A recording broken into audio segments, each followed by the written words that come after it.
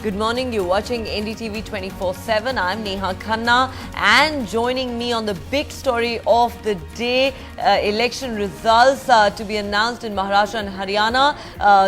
For the very latest on that, my colleagues Saurabh Gupta and Ketki Angre joining me from Mumbai. We'll go across to them in just a bit. Well, it's a big day for Maharashtra and Haryana. Counting of votes for the assembly polls in the two states begins approximately 2 hours from now. There is a lot at stake here for the big players in what is clearly a multi-cornered contest. Most significantly, these polls are being seen as Prime Minister Narendra Modi's first big test since the BJP's humongous victory and decisive mandate in the Lok Sabha polls. Well, the BJP is certainly banking heavily on Mr. Modi's popularity and charisma. He was the face of the party's campaign in both the states, with no chief ministerial candidate being projected. So the big question on everybody's mind is the Modi magic going to win Maharashtra and Haryana for the BJP? Counting of votes for the 288-member Maharashtra Assembly and 90-member Haryana Assembly starts at 8 a.m.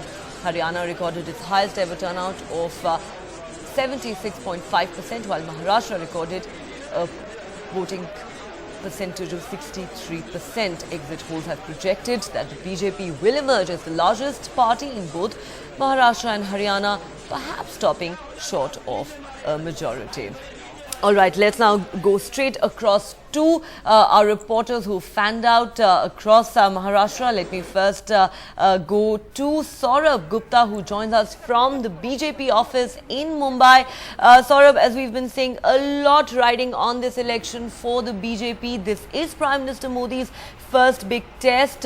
No chief ministerial candidate projected. He was the face of the party, and therefore the BJP really needs to win this one. But all exit polls except one say that while the BJP is expected to emerge as the single largest party, it may not have a majority in the end. What really is the party thinking at the moment? How confident are they of actually being able to form the government on their own?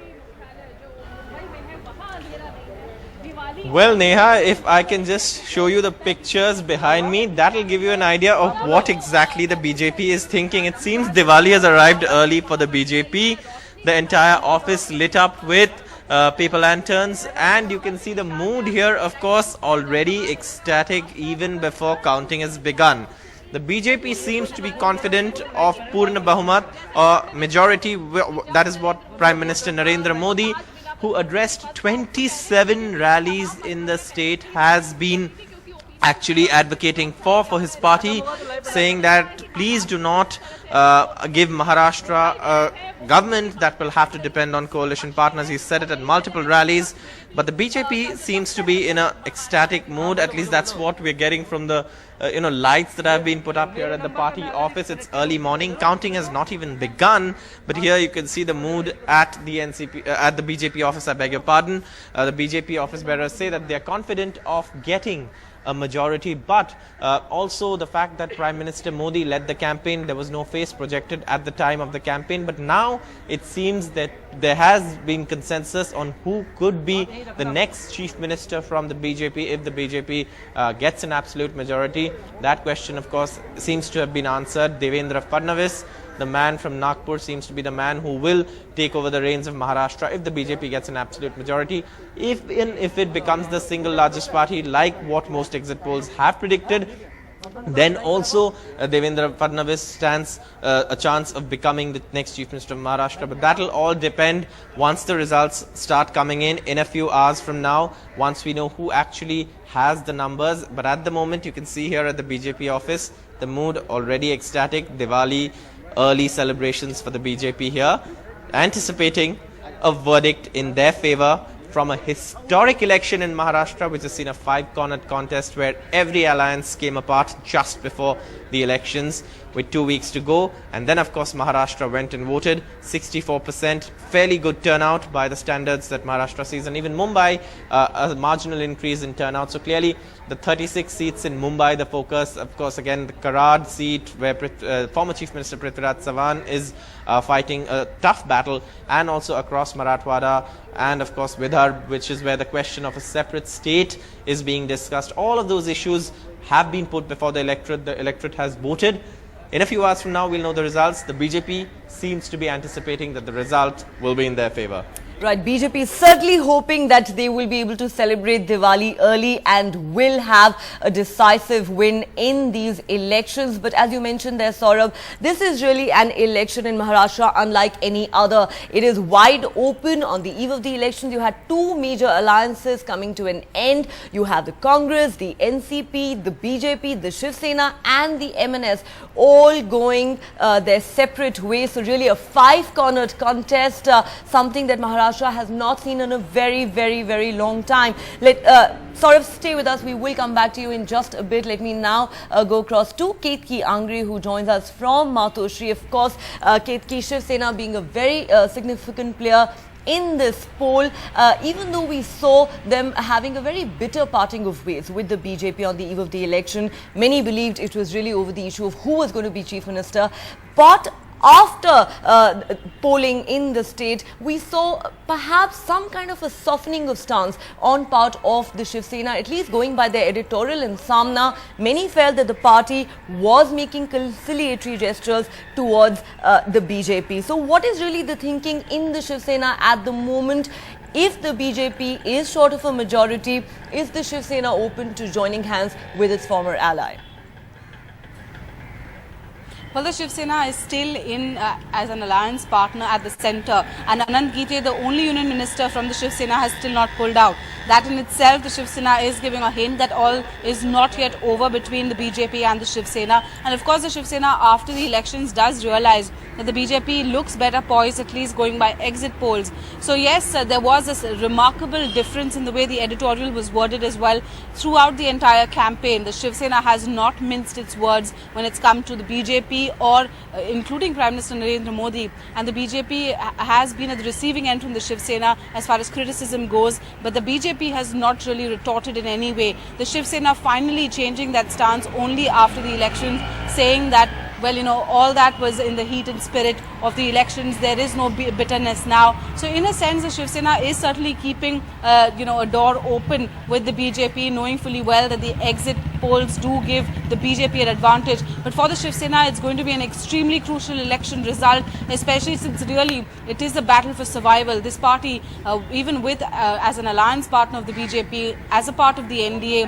has been out of power for 15 years, and this is a chance that they did see. Many also said if the alliance did continue, there was no question of whether this alliance would win or not. It was a given that the NDA would have won. Now that the alliances have split, the Shiv Sena certainly has a lot more at stake than the BJP, and this is a regional party, so it needs to grow in the state. The BJP has other states that are already rules. The Shiv Sena is not in power anywhere else except the BMC in Mumbai, which is the richest municipal body. So all these calculations will certainly be at the back of the mind for the Shiv Sena, especially as those results start coming in 8 a.m. onwards. Neha? Absolutely, all eyes really on that. A lot riding on these elections for all those parties, and of course in the midst of it all, the big question, what happens to the Congress, which of course had its worst ever performance in the Lok Sabha polls, most saying that 15 years of anti-incumbency was just too much for the Congress to counter. So a big challenge really there for the Congress as well. Thanks very much, Saurabh and Ketki, for bringing us those updates. We'll of course keep coming back to you through the day for the very latest. Well, the other big election that we are closely watching, Haryana, of course, a 90-member assembly there, a multi-cornered contest once again. The BJP, of course, hoping to make it on its own there. But remember, of course, the Ain LD, the Congress also of course, in the fray. The Congress, of course, again facing anti-incumbency of 10 years. So really, what can it really hope for in this election? Let's find out from my colleagues Siddharth Pandey and Aanchal Vora, who now join us from Haryana. Aanchal, let me come to you first. We believe you're going to be closely tracking today the man who could be the next Chief Minister of Haryana, Captain Abhimanyu. Of course, the BJP denying that he is really their chief ministerial candidate, but we know that he is seen widely as a front runner. His name has been doing the rounds, but really talking about the prospects of the BJP here. As we've been saying, they have been banking heavily on Prime Minister Narendra Modi's charisma. That's right. They are trying to repeat their performance in the Lok Sabha polls here in the assembly elections as well. They are certainly relying on the Modi magic and hoping that's going to work again. Whether that happens or not, we'll know in a few hours from now. Neha, Captain Abhimanyu is currently in Hisar. Hisar has the Lok Sabha Hisar has 7 Vidhan Sabha constituencies. Captain Abhimanyu is fighting from Nar North. Now, Nar North had one of the highest polling percentage. It had about 82% of poll share, which means that 82% of the voters came out and voted. When I spoke to him on the voting day, he said that he would completely attribute that again to the Modi factor. But there is considerable worry in his camp whether he is going to be chief minister or not. He believes, his men believe that this is going to be a fight to the end. There are many other heavyweights, people who are also considered close to the prime minister, and that might those people might just take his CM's chair away, as much as he would like to present himself as the new generation, the next generation's politician, ready to take charge of Haryana. That is if the BJP wins. But where I am right now, Neha, is the Mahavir Stadium. This is where the counting of the votes is going to take place, and Hisar has a lot of interesting contenders. When you enter Hisar, O.P. Jindal Marg welcomes you. From Hisar Main, late Mr. O.P. Jindal's wife, Savitri Jindal, is fighting. She is a sitting MLA, Neha, of course, mother of Naveen Jindal. So there is immense goodwill here. The question is whether they would be able to politically cash in on that goodwill. There is also Bhajan Lal's, former Chief Minister Bhajan Lal's family, Kuldeep Bishnoi, who's fighting. There is his brother, Chand Mohammed, now back to being Chandra Mohan, who's fighting. His wife fighting as well. Kuldeep Bishnoi had an alliance with the BJP in the past. We don't know whether they will have an alliance again, but he's clearly sending out feelers, wanting to have that similar alliance. We'll keep bringing you all the latest from Hisar here and Haryana as well, of course, on what's happening. Neha? Right. So certainly a very, very big contest and a lot riding on it for many, many parties and players. Thanks very much for that, Anchal. Let's now go across to Siddharth Pandey, who joins us from Sirsa, Abhay Chautala's constituency. Now, Siddharth, Abhay Chautala drew a lot of flack recently when he said his father, INLD chief Om Prakash Chautala, is actually ready to run the government of Haryana from Tihar jail. Now, we don't know if legally he'll really be in a position to do that, but politically, how is the INLD placed in this multi-cornered contest? The BJP, of course, hoping that it will romp home and manage a majority of its own. We don't know really what the numbers are going to be like in the end. How do you see the INLD placed in all of this? Well, I think as far as the numbers are concerned, we literally now have less than 2 hours to go before the results start trickling in, and they're going to start coming pretty fast once that process starts. But this is the stronghold as far as the INLD is concerned in Sirsa. Abhay Chautala, as you said, is contesting from the from Sirsa itself, from this Lok Sabha constituency. There are 9 seats here, and the INLD is strong in at least 6 of them. But the big question is, can it still go ahead and bank on its traditional vote bank? The INLD essentially has been trying to get sympathy. That's something that the BJP is saying is not going to work for the INLD. Its chief, Om Prakash Chautala, has been in jail since last year, and that's because he was convicted, along with his elder son, Ajay Chautala, in a recruitment scam, and that immediately disqualified them from taking part in the election. So Abhay Chautala from the family is contesting from this area, and the big question is, can they go ahead and bank on that sympathy wave? That's not going to work. So this literally is a fight for survival as far as the INLD is concerned.